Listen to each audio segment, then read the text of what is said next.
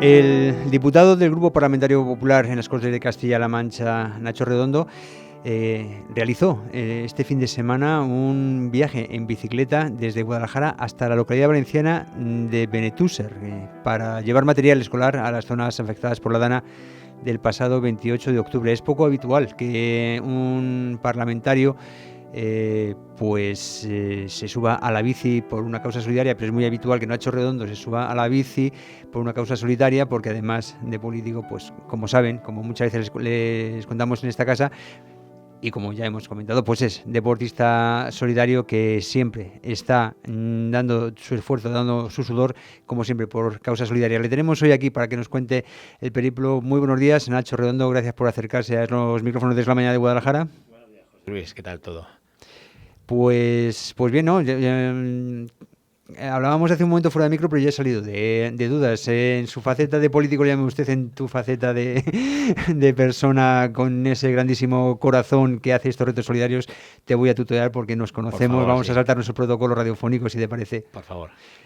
Uno más, otro reto. ¿Cómo se te ocurrió esto de subirte a la bici e irte hasta Valencia, que se dice pronto, en un fin de semana? Bueno, pues la historia es bien sencilla. La historia nace cuando resulta la famosa dana del mes de octubre, después de ver el desastre que originó, ¿no? La pérdida de vidas humanas, sobre todo, eso es lo más importante y lo que más fastidió.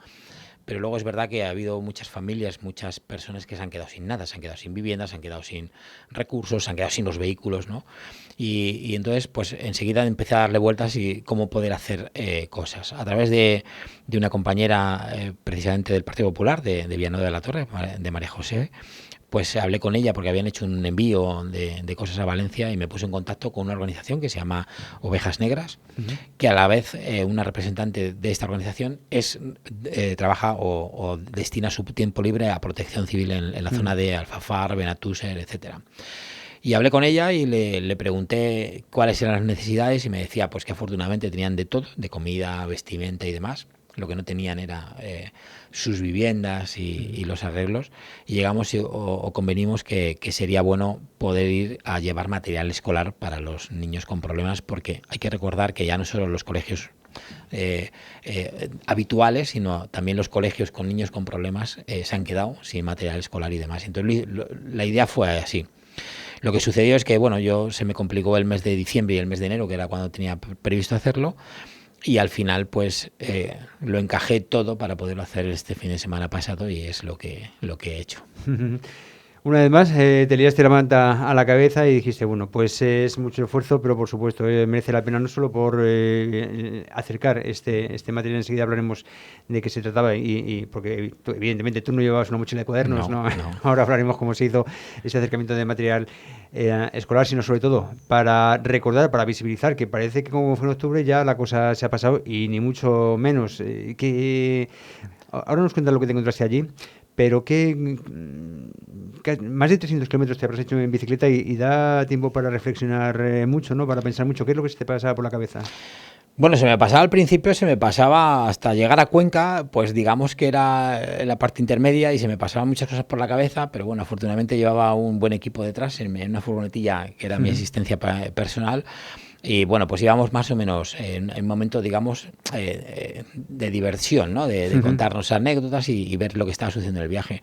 Pero es verdad que cuando, a partir de Siete Aguas, de Requena, de esa zona de ahí, ya es cuando se empezó a ver feo el ambiente y lo que me venía a la cabeza era bueno, pues que el reto que estábamos haciendo era precisamente para visibilizar eso que había ocurrido en esa zona.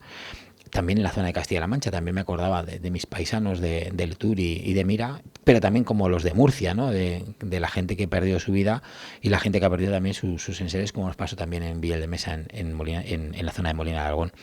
Y eso es lo que me venía a la cabeza, y que sobre todo lo que me venía es que no podemos olvidar lo que pasó para bueno, estar prevenidos y sobre todo que todos rememos juntos para poder, pues eso, a intentar ayudar de la mejor manera posible a todas las personas que han tenido una pérdida tanto de vida humana como de forma material.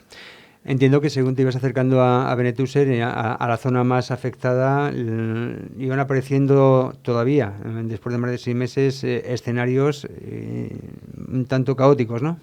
Totalmente caóticos. Yo estaba a 60 o 70 kilómetros todavía de la zona de Valencia donde iba a aterrizar, y se veían, pues eso, árboles caídos, arrancados, piedras. Recuerdo una imagen muy impactante, fue una serie de viviendas que en la zona precisamente después de Siete Aguas, era una serie de viviendas, había 5 o 6 viviendas y era como si hubiese pasado una cuchilla por, digamos, la fachada de las viviendas, ¿no? Se lo había arrancado de cuajo. Y eso era muy impactante, y sobre todo, bueno, también cuando hablé con la Guardia Civil, porque tengo que decir que no he hecho todo el camino en bicicleta porque había zonas, primero, como no soy deportista, las grandes cuestas también me las he quitado, pero había eso zonas, de que no eres deportista es muy discutible, pero bueno. Pero había zonas que la propia Guardia Civil de Valencia, con la que estuve y me acompañaron durante algunos kilómetros, me decían que no podía entrar pues ni en la antigua Nacional 3 ni en las comarcales, porque todavía estaba patas arriba, y es verdad. De hecho, o sea, ¿hay vías intransitables todavía allí? Sí, de hecho os pasaré alguna foto por ejemplo, en el término municipal de Utiel, que casi entra la Nacional 3, perdón, ahí está la Nacional 3 en todo el término municipal cortada. Entonces teníamos que bordear, y se ve claramente el destrozo que había hecho, porque es una zona de una especie de arroyo que pasa por mitad de Utiel, y todo eso estaba totalmente desbordado. Cogeréis un mapa y mirad a qué distancia está Utiel de Valencia capital, ¿no? De Alfafar o de Benetúser. No sé si tuviste oportunidad de hablar con los valencianos, de hablar con gente allí, y si es así, ¿qué es lo que te transmitieron? Bueno, lo que me transmitían los valencianos, primero, cuando yo les veía, el semblante era un semblante triste todavía. Es un semblante que todavía no se han recuperado. Luego es verdad que cuando preguntaba y empezaba la conversación, claro, un tío vestido de ciclista, ¿no? ¿Dónde salió? Y con una furgoneta que llevamos una sirena y demás para señalizarlo, pues decían, ¿esto qué es, no? Y cuando ya hablábamos de lo que estábamos haciendo y demás, pues se les veía que les cambiaba el semblante, y se les veía en los ojos esa no sé, esa luminosidad, sí, como un poquito de esperanza, ¿no? Sí. Dice, hay alguien moviéndose. Eso es.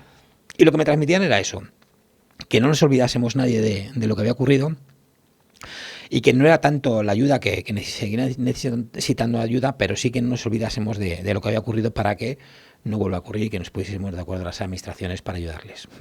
Precisamente, no sé si te hacían algún tipo de comentario sobre el modo en el que se ha gestionado esta catástrofe. No, además era una conversación que yo intentaba obviar de todas maneras, porque el propósito era el que era, no era un propósito para reabrir ningún tipo de herida, ni mucho menos, sino el propósito era decirles, oye, mira, el resto de España está aquí, gente de Guadalajara estamos aquí, y contad con nosotros para lo que necesitáis.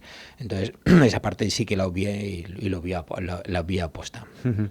Bueno, finalmente llegaste a Valencia con tu bici, tu sirena y tu furgoneta. Y claro, ¿qué llevaba la furgoneta? Vamos a hablar un poquito del material escolar que acercaste hasta allí. Bueno, esa furgoneta lo que llevaba era... conducían 2 buenos amigos, que eran José Luis Gallo y Julián Morales, y lo que había ahí era mi asistencia, nada más que era mi asistencia personal, ¿no? La comida, los repuestos de la bicicleta, que pinché varias veces, y bueno, todo eso. Y luego la jornada del sábado, Transportes Chicharro fue el encargado de llevar todo el material escolar. Fue una furgoneta de 3.500 kilos, casi hasta arriba, y es lo que llevamos allí. Entonces, Transportes Chicharro nos lo llevó de forma gratuita, igual que la furgoneta que yo llevaba, que era de Ford Days, también fue de forma gratuita, pero digamos que íbamos separados, ¿no? En el transcurso. Luego entramos juntos que una furgoneta pequeña, pero la furgoneta más grande si iba a velocidad de bici, habría sido un poquito problemático. No, claro, y además no podemos hacerlo porque no está permitido. Tienen que ir señalizando pues que hay un corredor ciclista y demás. Sí. Bueno, entonces lo hicimos de esa manera. Pero bueno, lo importante es que en esa furgoneta de 3.500 kilos de transporte de Chicharro iba hasta arriba de material escolar, de bolígrafos, de cuadernos, de libros, de cosas, incluso de poesías que habían escrito todos los niños para la gente de Benetúser, y bueno, pues fue algo muy emocionante poderlo entregar allí. Entiendo que ya cuando llegas, cuando cumples con tu misión, cuando dices, venga, ya puedo volver a casa, ya así en furgoneta, la satisfacción tiene que ser tremenda, ¿no? Los que no somos deportistas solidarios, los que no estamos acostumbrados a la realización de este tipo de de retos, entiendo que jamás podremos disfrutar de esa sensación de satisfacción que tiene que ser enorme, ¿no?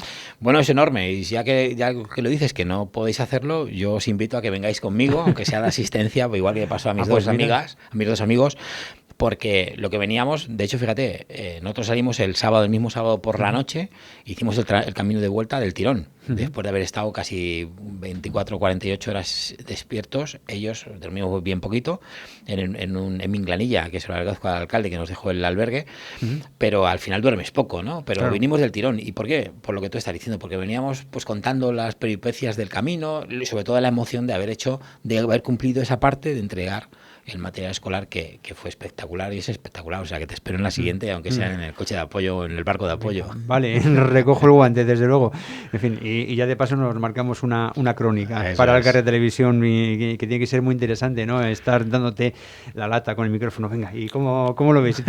Déjame que estoy pedaleando, o que estoy nadando, o que estoy corriendo, o cualquiera de las actividades que realices, que son muchas, muy variadas y todas muy loables por el esfuerzo que requieren. Claro, muchos dirán, pero este señor, ¿por qué hace estas cosas? ¿Cuál sería la motivación?